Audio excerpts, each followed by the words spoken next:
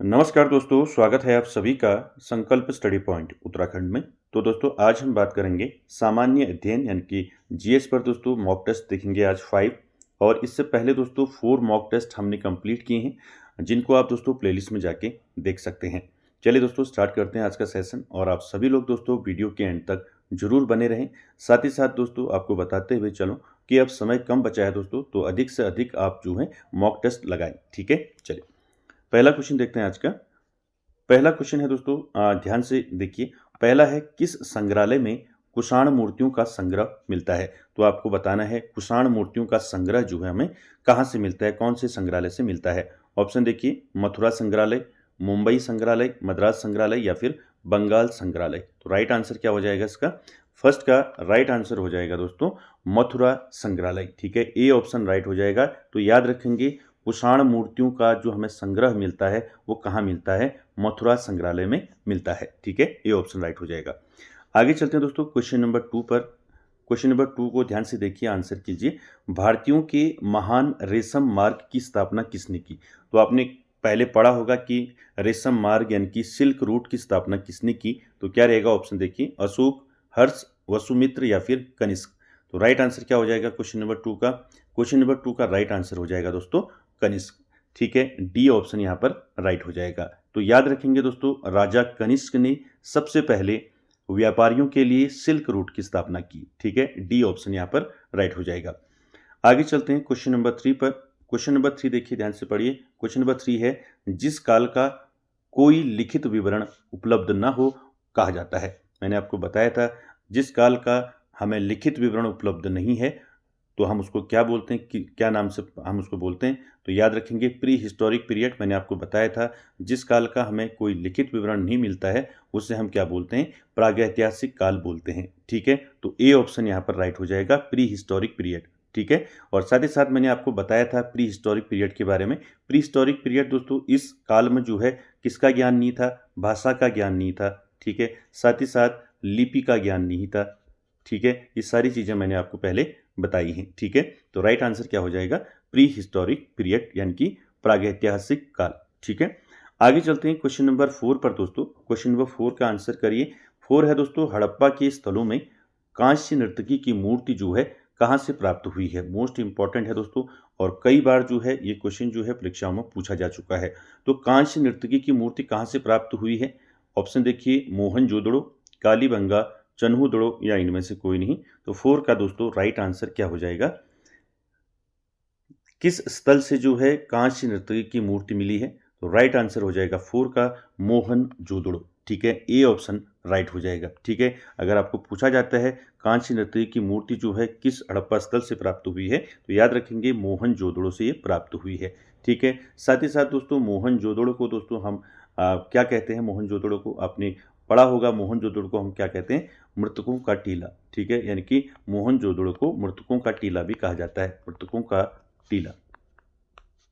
ठीक है, ये भी साथ में याद रखेंगे। साथ ही साथ दोस्तों यहाँ पर आपको याद रखना है कि जो ये कांस्य नृत्य की जो मूर्ति है दोस्तों, यहाँ से एक क्वेश्चन बनता है। पहले क्वेश्चन पूछा गया था यहाँ से कि ये कांस्य नृत्य की जो मूर्ति है दोस्तों, ये किस विधि से इसको बनाया गया था? ठीक है, तो याद रखेंगे दोस्तों विधि का नाम मोम विधि। ठीक है, कौन सी विधि? मोम विधि। तो इस कांस्य नृत्य की मूर्ति जो है दोस्तों, इसको कैसे बनाया गया था, कौन सी विधि से बनाया गया था? तो मोम विधि से इसको बनाया गया था। ये भी आपको याद रखना है। ठीक है, चलिए आगे चलते हैं दोस्तों क्वेश्चन नंबर 5 पर। क्वेश्चन नंबर 5 है दोस्तों, मालती माधव के लेखक थे। तो आपको बताना है मालती माधव के लेखक कौन थे। ऑप्शन देखिए, शूद्रक, भवभूति, हर्ष या इनमें से कोई नहीं। तो 5 का राइट आंसर क्या हो जाएगा दोस्तों?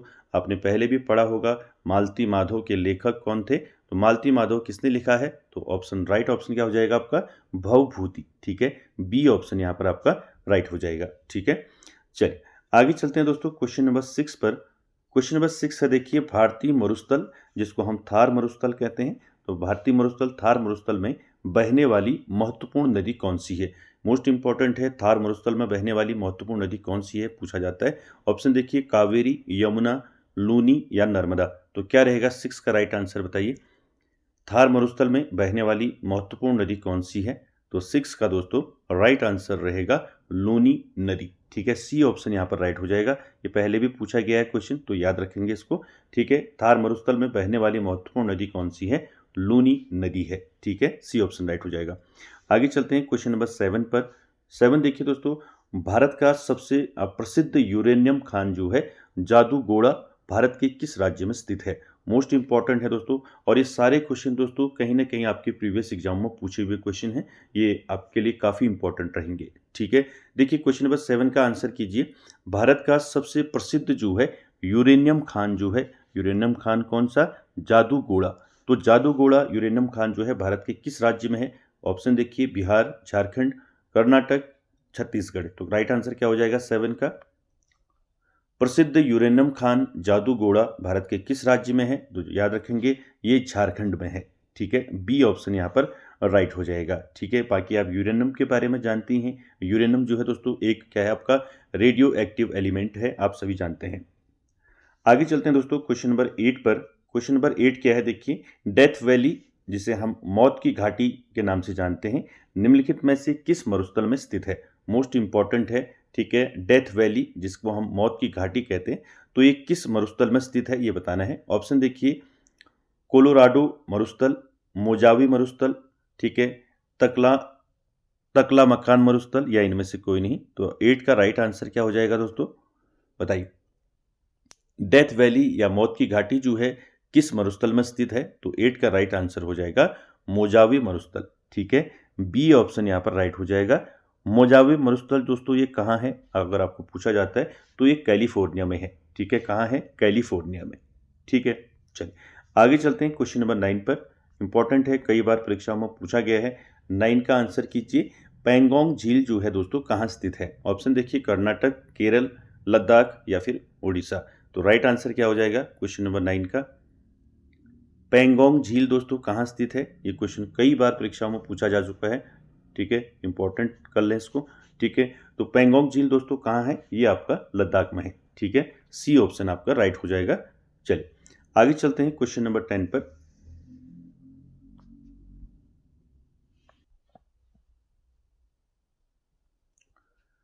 क्वेश्चन नंबर 10 देखिए और आंसर कीजिए दोस्तों। राज्यसभा के सभापति की अनुपस्थिति में राज्यसभा का कार्य संचालन कौन करता है? ये क्वेश्चन मैं आपको कई बार बता चुका हूं। ठीक है, तो राज्यसभा के सभापति की अनुपस्थिति में राज्यसभा का कार्य संचालन कौन करता है? ऑप्शन देखिए, लोकसभा उपाध्यक्ष, उपसभापति, गृह मंत्री, या इनमें से कोई नहीं। तो राइट आंसर क्या हो जाएगा दोस्तों क्वेश्चन नंबर 10 का? 10 का राइट आंसर हो जाएगा दोस्तों, क्या हो जाएगा? उपसभापति। ठीक है, तो याद रखेंगे दोस्तों, आपको मैंने पहले बताया था राज्यसभा का सभापति कौन होता है? राज्यसभा का सभापति होता है उपराष्ट्रपति। ठीक है, कौन होता है? उपराष्ट्रपति होता है। यानी कि उपराष्ट्रपति की अनुपस्थिति में जो है राज्यसभा का कार्य संचालन कौन करता है? तो उपसभापति करता है। बी ऑप्शन आपका राइट हो जाएगा। ठीक है, साथ ही साथ राज्यसभा के बारे में आप सभी जानते हैं। राज्यसभा जो है दोस्तों क्या है? उच्च सदन है। ठीक है, उच्च सदन, और साथ ही साथ इसको विद्वानों का सदन भी कहते हैं। क्या कहते हैं? विद्वानों का सदन भी कहते हैं राज्यसभा को। ठीक है, विद्वानों का सदन। ठीक है, विद्वानों का सदन, ये दोनों चीज याद रखेंगे। ठीक है, तो राज्यसभा का सभापति कौन होता है? उपराष्ट्रपति होता है। अगर जब उपराष्ट्रपति अनुपस्थित होता है दोस्तों, तो राज्यसभा का जो कार्य संचालन है उसको कौन करता है? उपसभापति करता है। ठीक है, इसको याद रखेंगे। आगे चलते हैं दोस्तों क्वेश्चन नंबर 11 पर। 11 का आंसर कीजिए। जब संविधान लागू हुआ था तब उसमें कितने भाग थे? ठीक है, यानी कि जब संविधान लागू हुआ था तब उसमें कितने भाग थे? भाग बताने हैं। ठीक है, कभी भाग पूछा जाता है, कभी आपको अनुसूचियां पूछ दी जाती हैं। ठीक है, कभी आपको अनुच्छेद पूछ लिए जाते हैं। तो यहाँ पर तीनों चीज़ें याद रखेंगे। देखिए, जब संविधान लागू हुआ उसमें कितने भाग थे? ऑप्शन देखिए, 20 भाग, 21 भाग, 22 भाग, 24 भाग। तो राइट क्या रहेगा इसका बताइए 11 का? तो 11 का राइट आंसर रहेगा दोस्तों 22 भाग। ठीक है, यानी कि सी ऑप्शन यहाँ पर राइट हो जाएगा। ठीक है, अगर देखिए संविधान लागू हुआ उसमें भागों की बात करें तो भाग कितने थे? 22 भाग थे। अगर आपको पूछा जाता है जब संविधान लागू हुआ तब अनुच्छेद कितने थे? ठीक है, ठीक है, अनुच्छेद कितने थे? तो अनुच्छेद थे दोस्तों आपके 395। ठीक है, और आपके अनुसूचियां कितनी थी अगर अनुसूचियां पूछी जाती हैं? ठीक है, अनुसूचियां, तो अनुसूचियां कितनी थी? तो अनुसूचियां थी दोस्तों 8। ठीक है, ये तीनों चीज़ याद रखेंगे। जब संविधान लागू हुआ तब उसमें भाग कितने थे, 22 भाग थे, अनुच्छेद कितने थे, 395 अनुच्छेद थे और अनुसूचियां कितनी थी, 8। ठीक है, ये तीनों चीज़ें आपको याद रखनी है। आगे चलते हैं क्वेश्चन नंबर 12 पर, और क्वेश्चन नंबर 12 है दोस्तों, संविधान के किस अनुच्छेद के अंतर्गत केंद्र सरकार राज्य सरकारों को निर्देश दे सकती है। तो यहाँ पर बताना है आपने अनुच्छेद कौन सा है जिसमें केंद्र सरकार जो है राज्य सरकारों को निर्देश दे सकती है। ऑप्शन देखिए, अनुच्छेद 263, अनुच्छेद 256, अनुच्छेद 356 या फिर अनुच्छेद 370। तो राइट आंसर क्या हो जाएगा 12 का दोस्तों, आपको अनुच्छेद बताना है। ठीक है, किस अनुच्छेद के अंतर्गत केंद्र सरकार राज्य सरकारों को निर्देश दे सकती है। तो 12 का राइट आंसर हो जाएगा अनुच्छेद 256। ठीक है, बी ऑप्शन यहाँ पर राइट हो जाएगा। याद रखेंगे अनुच्छेद 256 में क्या है, 256 में केंद्र सरकार राज्य सरकारों को निर्देश दे सकती है। ठीक है, आगे चलते हैं क्वेश्चन नंबर 13 पर। क्वेश्चन नंबर 13 है दोस्तों, भारतीय संविधान का कौन सा अनुच्छेद यह वर्णित करता है कि लोकसभा में एक अध्यक्ष और एक उपाध्यक्ष होना चाहिए। तो मोस्ट इंपॉर्टेंट है, कौन सा अनुच्छेद है जिसमें वर्णन किया गया है दोस्तों कि लोकसभा में एक अध्यक्ष और एक उपाध्यक्ष होना चाहिए।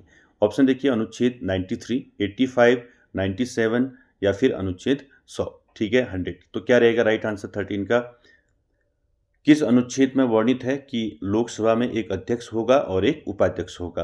तो 13 का राइट आंसर क्या हो जाएगा, अनुच्छेद 93। ए ऑप्शन राइट हो जाएगा। याद रखेंगे अनुच्छेद 93 में क्या है, अनुच्छेद 93 में लोकसभा में एक अध्यक्ष और एक उपाध्यक्ष होना चाहिए। ठीक है, ये वर्णित है, याद रखेंगे। आगे चलते हैं दोस्तों क्वेश्चन नंबर 14 पर। क्वेश्चन नंबर 14 है दोस्तों, इनमें से किस समिति का गठन जो है बैंकिंग क्षेत्र में सुधार हेतु किया गया था। याद रखें दोस्तों, बैंकिंग क्षेत्र में सुधार हेतु जो है किस समिति का गठन किया गया था, ये बताना है। ऑप्शन देखिए, मल्होत्रा समिति, चलैया समिति, नरसिम्हन समिति या इनमें से कोई नहीं। तो राइट आंसर क्या हो जाएगा दोस्तों, इसमें ये क्वेश्चन पूछा गया है पहले भी कई बार, तो आपको याद रखना है बैंकिंग क्षेत्र में सुधार हेतु कौन सी समिति का गठन किया गया था। तो 14 का राइट आंसर हो जाएगा दोस्तों नरसिम्हन समिति। ठीक है, बी ऑप्शन यहाँ पर राइट हो जाएगा। अगर बात करें दोस्तों, अगर आपको पूछा जाता है बैंकिंग क्षेत्र में सुधार हेतु कौन सी समिति का गठन किया गया था, तो नरसिम्हन समिति का गठन किया गया था, इसको याद रखेंगे। साथ ही साथ दोस्तों चलैया समिति है। देखिए, राजा चलैया समिति किससे संबंधित है, अगर आपको पूछा जाता है तो इसका आप क्या करेंगे आंसर, कर सुधार से संबंधित है। ठीक है, कर सुधार। ठीक है, अगर आपको पूछा जाता है कर सुधार से संबंधित कौन सी समिति है, तो वो है राजा चलैया समिति। ठीक है, साथ ही साथ यहाँ पर मल्होत्रा समिति है। दोस्तों मल्होत्रा समिति किससे संबंधित है, देखिए मल्होत्रा समिति जो है बीमा क्षेत्र में सुधार हेतु जो है इसका गठन किया गया था। यानी कि मल्होत्रा समिति का गठन क्यों किया गया था, बीमा क्षेत्र में सुधार हेतु। ठीक है,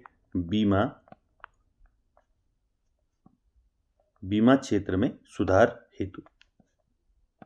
ठीक है, याद रखेंगे बीमा क्षेत्र में सुधार हेतु कौन सी समिति का गठन किया गया था, मल्होत्रा समिति का गठन किया गया था। ठीक है, साथ ही साथ कर सुधार से संबंधित आपका राजा चलैया समिति है। साथ ही साथ बैंकिंग क्षेत्र में सुधार हेतु किस समिति का गठन किया गया था, नरसिम्हन समिति का गठन किया गया था। और एक और समिति पूछी जाती है दोस्तों, कौन सी समिति पूछी जाती है, तेंदुलकर समिति पूछी जाती है। ठीक है, कौन सी समिति पूछी जाती है, तेंदुलकर। ठीक है, दो तेंदुलकर समिति है दोस्तों, ये तेंदुलकर समिति किससे संबंधित है, तो तेंदुलकर समिति जो है दोस्तों गरीबी रेखा के आकलन के लिए इसका गठन किया गया था। ठीक है, गरीबी रेखा, ठीक है, गरीबी रेखा के आकलन के लिए। ठीक है, गरीबी रेखा के आकलन के लिए किस समिति का गठन किया गया था, तो तेंदुलकर समिति का गठन किया गया था। दोस्तों इस चारों समितियां आपने याद रखनी है। बैंकिंग क्षेत्र में सुधार हेतु नरसिम्हन समिति का गठन किया गया, कर सुधार के लिए राजा चलैया समिति का गठन किया गया, बीमा क्षेत्र में सुधार हेतु मल्होत्रा समिति का गठन किया गया और गरीबी रेखा के आकलन के लिए तेंदुलकर समिति का गठन किया गया। ये चारों समितियां आपने याद रखनी है। आगे चलते हैं दोस्तों क्वेश्चन नंबर 15 और आज का आखिरी क्वेश्चन। देखिए, 1 रुपये के नोट पर किसके हस्ताक्षर होते हैं, तो आप सभी जानते हैं 1 रुपये के ऊपर किसके हस्ताक्षर होते हैं, 1 रुपये के नोट पर। तो 15 का राइट आंसर क्या हो जाएगा दोस्तों, बताइए। देखिए दोस्तों, यहाँ पर आपने याद रखना है, देखिए 1 रुपये के नोट यानी कि 1 रुपये से बड़े नोटों पर, यानी कि 1 रुपये से बड़े नोटों पर किसके हस्ताक्षर होते हैं? आरबीआई गवर्नर के होते हैं। ठीक है, आरबीआई, ठीक है, आरबीआई गवर्नर के होते हैं। ठीक, साथ ही साथ आपको याद रखना है 1 रुपये में 1 रुपये के नोट में किसके होते हैं? तो 1 रुपये के नोट में किसके हस्ताक्षर होते हैं? केंद्रीय वित्त सचिव के। ठीक है, तो सी ऑप्शन यहाँ पर राइट हो जाएगा। ठीक है, वित्त सचिव के हस्ताक्षर होते हैं 1 रुपये के नोट पर। ठीक है, क्लियर हो गया। 1 रुपये से ऊपर के जो नोट, बड़े नोट हैं जो, उन पर आरबीआई गवर्नर के हस्ताक्षर होते हैं। ठीक है, इसको याद रखेंगे। तो दोस्तों आज का सेशन यहीं तक, और कैसा लगा आज का सेशन कमेंट बॉक्स में जरूर कमेंट करें, और वीडियो को एंड तक देखने के लिए थैंक यू वेरी मच।